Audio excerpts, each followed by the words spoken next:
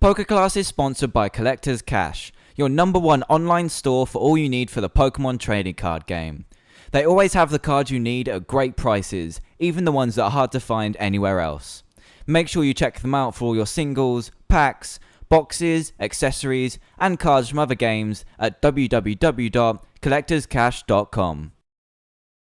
Welcome to PokeClass episode 39. This week, we finally saw the World Championships of 2011 come to a close, with some very interesting results.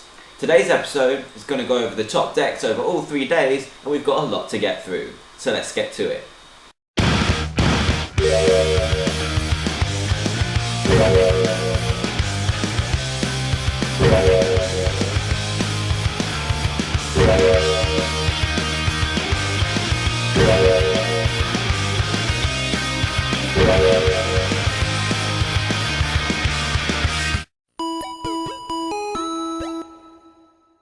Just last Sunday, we saw David Cohen of the USA crowned the 2011 Masters World Champion, beating fellow American Ross Cawthorn in the process.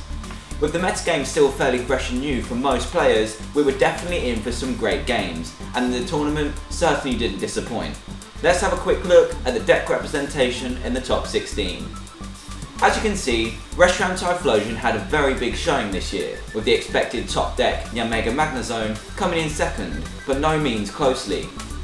We then have decks such as Stage 1 Rush, Magnibor, Reshiram, and a crazy Rogue deck making it to the top cut, and I'll talk a little bit more about the Rogue later since it was very interesting and made it quite deep into the tournament, leaving quite the impression. So the first question is, why is Reshiram Typhlosion doing so well? I believe that there are 3 main factors as to why it was not only a great choice for the tournament, but why it performed so well overall. The first point is that it has a very good draw support in the form of Ninetales. As you can see in Yanmega Magnezone, Magnezone is what makes the deck really consistent and ultimately really good. It can draw cards when you're on a low hand and allows you the extra draw supporter if you need it, keeping you as consistent as possible, and Ninetales is no exception to this. Sure, it doesn't have the attacks that Magnezone has, and it doesn't have the HP, but it is a stage 1 and can add to hands greater than 6 if ever needed. The second factor is that Reshiram is just really a hard Pokemon to take out for pretty much any deck in the format right now. It's especially tricky for Yanmega Prime players to deal with. While it sits there with a huge 130 HP, Yanmega's just sitting there doing 70 maximum to it, which Reshiram can just throw back in its face with outrage. Even Pokemon like Donphan, and especially Kingdra, had a really tough time KOing this massive Pokemon, which really needs to be done, otherwise you're going to be suffering an outrage attack pretty soon. The only effective way to one-hit KO a Reshiram is either with a Reshiram of your own, a Zekrom, or even a Samurott to take advantage of that water weakness. Zoroark is a bit of a tricky Pokemon for Reshiram to deal with, since it can copy Blue Flare for free, doesn't need to discard the energy, and can easily get the one-hit KO when paired with Typhlosion Prime's extra damage addition. But when played carefully, Reshiram paired with Typhlosion can nearly always get the return KO on Zoroark, being sitting there at a measly 100 HP. However, being able to roll through Yanmega Primes is probably Reshiram Typhlosion's biggest plus. The third point that made this deck a great play in pretty much every division is that it's just an easy deck to play. When piloting the deck, you only really need to use 2 or 3 attacks at most, which include Reshiram's Outrage, Blue Flare, and Typhlosion Prime's Flare Destroy, whereas decks like Yanmega Magnezone really do take a lot more thought and future planning. I know some of you may argue that this deck does give you some difficult decisions at times, and I agree with you, but in comparison to the other top tier decks, I would say that it is the easiest to play. The combination of these 3 factors, combined with the calibre of players piloting the decks, really did make this one of the top deck choices for Worlds. But if this is the case, why didn't it win? And the answer comes from 2 finalists. Ross Cawthorn has already been a finalist at Worlds, and is already known as a really great player, but he has really put himself on the map this time with his latest endeavour. He didn't manage to make it all the way this time either, but what he did manage to get second place with is the craziest rogue deck I think any of us have ever seen. So far, the deck is yet to have an official name, but it really has got the community talking, and it does include Pichu, Tropical Beach, Reuniclus, Suicune Entei Legend, Donphan Prime, Blissey Prime, Zekrom, and Vileplume. Yes, I'm being serious. While I let that long list of Pokemon sink in, let's just have a look at deciphering the strategy between all these, and it's actually quite the stroke of genius. At the moment, the format is filled with 1 and 2 hit KOs, usually adhering to the types, and pretty much every deck takes advantage of this.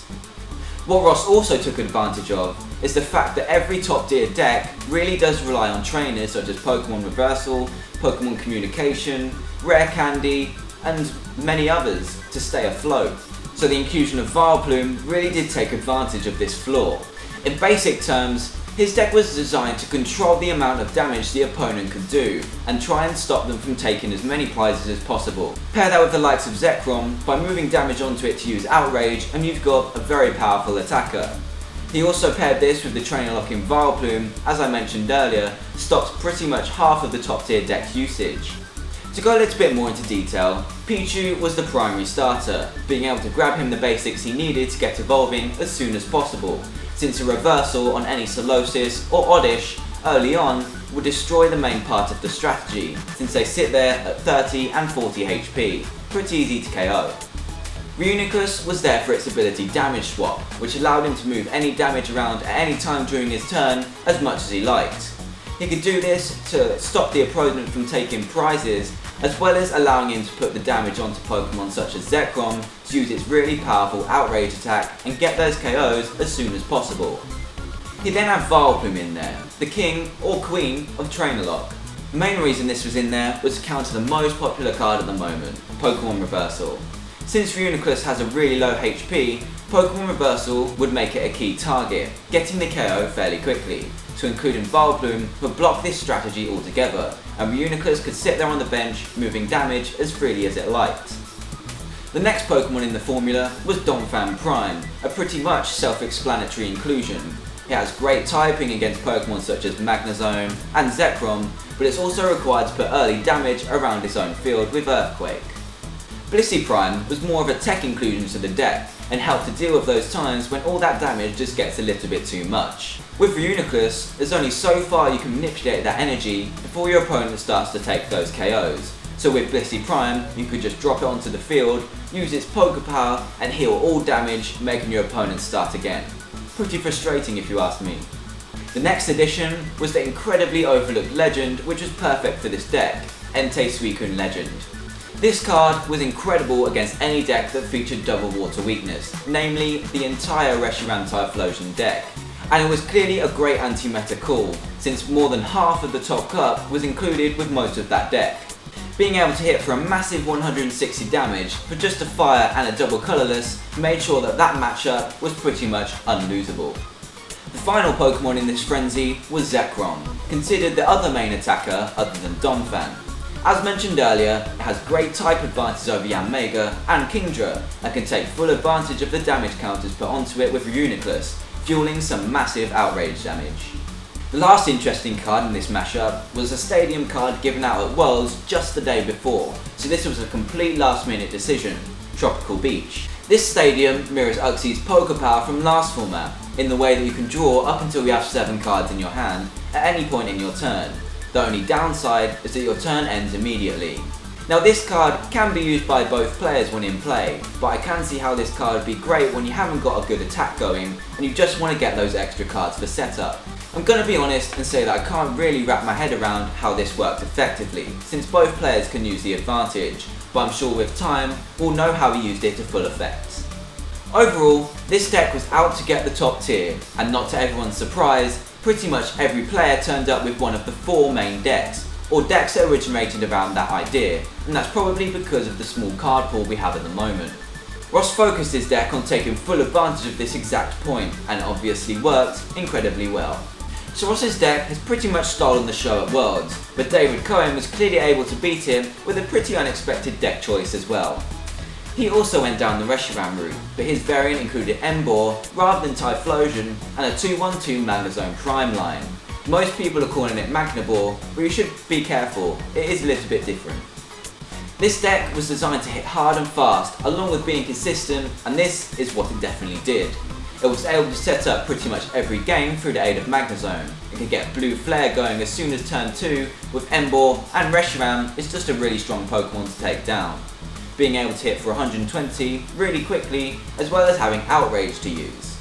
The inclusion of Magnezone was a brilliant decision, as it could take down those Yanmegas with ease, since it could switch to a more Magnable-esque strategy when it needed to, racking up some very high damage when needed.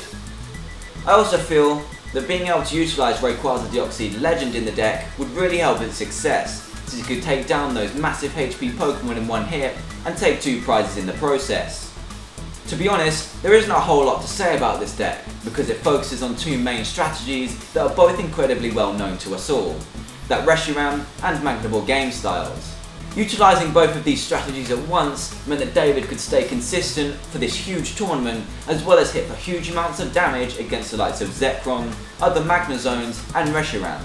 It was a great metagame call for the tournament, and the 2 finalists made for a great final game, with David dropping the turn 2 Magnezone to Lost Burn for 100 in the 3rd game in sudden death. In the other 2 divisions, we had similar results, but Reshiram Typhlosion was clearly a much more popular deck choice. The junior winner went with the normal Reshiram Typhlosion strategy, but the seniors champ went for a more supporter based deck, and didn't even include Ninetales at all. Personally, I think this could be one of the more popular ways this deck could be ran in the future, since Catcher is going to be able to bring up that Ninetales and force the opponent to attach the energy to that and retreat, instead of attaching it to Reshiram and using Blue Flare straight away. Some people find that Ninetales is a mandatory inclusion in Reshiram Typhlosion, but it's very interesting to see a version without it doing well already. With the card pool being so small at the moment, there really wasn't much deck diversity between the divisions, except for a considerably high amount of Reshiram Typhlosion being played in seniors and juniors. This is probably because of the reasons stated earlier in the episode. Other worthy mentions of decks that appeared at Worlds include Yamato's Zekrom Lantern Yanmega deck, which he grinded the event 6-0 with. The deck's main focus is a straight ZPS, with Pachirisu to drop energy and Shaman to move it across. But with the inclusion of Yanmega and Lantern, the fighting matchups were incredibly improved. Yanmega sits there with fighting resistance, and Lantern can switch to water, which can hit for Donphan's double weakness. I feel that Lantern Prime was actually a very good play for the tournament, in the right deck, since it has 2 good types it can utilise and hit for double weakness on both Yanmega and Donphan. The only main issue is that it does counter Donphan, but Donphan also counters it. Bearing the ×2 fighting weakness and only 110 HP means that Donphan can 1-hit KO it with 1 energy, whereas Lantern needs 3 energy to 1-hit KO a Donphan.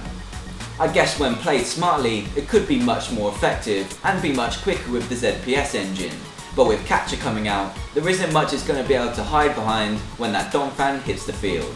For me, the Stage 1 rush decks really did underachieve. That could be because they rely on a fair few flips and can suffer a bit with bad luck, but I'm not really sure how many people actually took it to the main event. Upon the release of Emerging Powers, as mentioned in the previous episode, I can see this deck really taking off, since you can use Pokemon Catcher to choose the KOs you want to take, and with cards like Max Potion to heal away all your damage for the measly cost of discarding 1 of your energy. As expected, Yanmega Magnezone had a really nice showing this year, and ended up doing really well with 2 main variants making the top tables, one with Kingdra and others with Jirachi, but others even contained both. This helped out a lot of different matchups, being able to take those last few prizes, which can sometimes be tricky when you're running out of energy and resources, which clearly help those out playing the deck. This deck's focus on speedy prize taking, along with consistency with Magnezone, made sure that the deck really does thrive in this kind of format. But looking into the future, essentially Pokemon Catcher, does Magnezone stand the same chance as it does right now? We'll have to wait and find out. So there you have it for another year of Pokemon. There's just a month or so before we start the Spring Battle Roads, and we have another set to add to the format, which I covered in the previous episode. You can check that out by clicking the image at the end of this episode. There's a lot of testing and deck building to be done in the next month, and I'll be sure to keep you updated with all the goings on before the new season begins and the events start. Thanks for watching this week's episode of PokeClass. I hope you all enjoyed the episode, and congratulations to all of you that did well at Worlds. Make sure you subscribe, and I'll see you next week. Thanks for watching.